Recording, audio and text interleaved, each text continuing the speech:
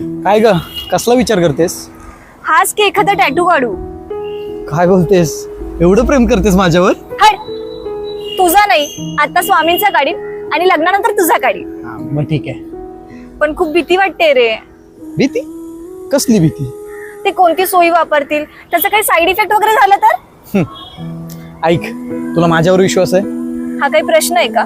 गेले 5 वर्ष झाले आपल्या रिलेशनला. मग मी तुला एका ठिकाणी घेऊन जाईल, येशील माझ्या बरोबर? चालेल. हा मग चल.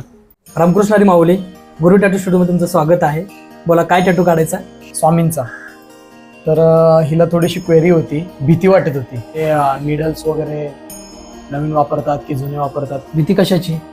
भीती वाटायलाच नको, कारण आपण पूर्णपणे सेफ्टी हायजीन मेंटेन करतोय. सेफ्टीमध्ये बघायला गेलं तर पूर्णपणे आपण नवीन निडल्स यूज करतोय, त्याच्यामध्ये नवीन इंक यूज करतोय.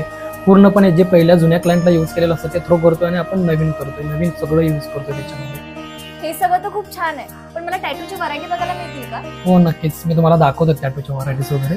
तर याच्यामध्ये बघितलं तर तुम्ही, मला जर हवा असेल तर आपण कस्टमाइज पण करून देतो.